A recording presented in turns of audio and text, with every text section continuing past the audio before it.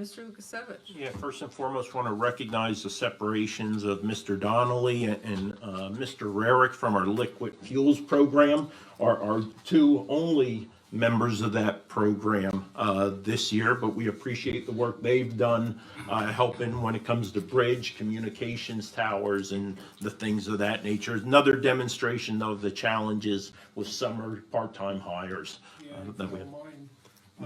To add to that, years ago, when we were hiring 60 people at a time for the bridge and road crew programs and litter programs, we were turning applicants away and having a tough time making a decision.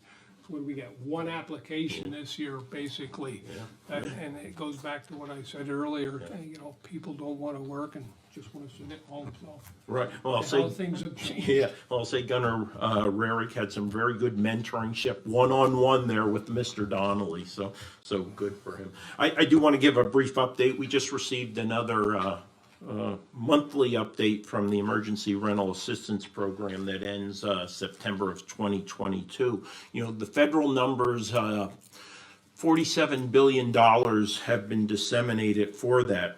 Only 10%, or about 4.6 billion, has actually been expended. And there is concern about the low expenditure rates. I would argue it's a double-edged sword in regards to those numbers. But taking it down to Carbon County, if I think many recall, we had $4.221 million available. And as of right now, our expenditure rate is about 20.5%, or $865,000 of that 4.221. In Carbon County, we've had an approval rate of 96%, with 154 being approved.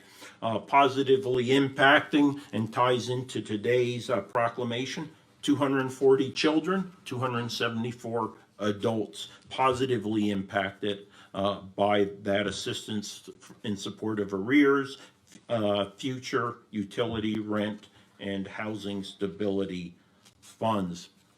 To note, Lehighton is the highest number of recipients with 47, Lansford with 26, and Nesquehoning and Palmerton with 14 each. Again, keep in mind that program will extend through September of 2022 right now, or until funds are exhausted. And we continue to appreciate Catholic Charities, you know, for the management of that program.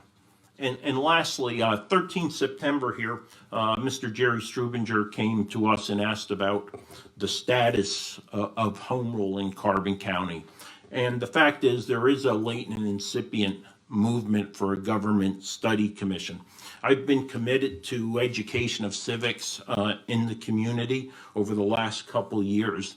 And in that lane, on 26 October, exactly 2 months from today at 2:30 p.m., I will be hosting a virtual guided discussion with the individuals and organizations who actually or literally wrote the book on home rule for the governor's Center for Local Government Services. So I will be having a 1 hour virtually live stream conversation, and I would ask that anyone who's interested in the value of a government study commission participate in that conversation with me. More details to follow on that. That's all I have.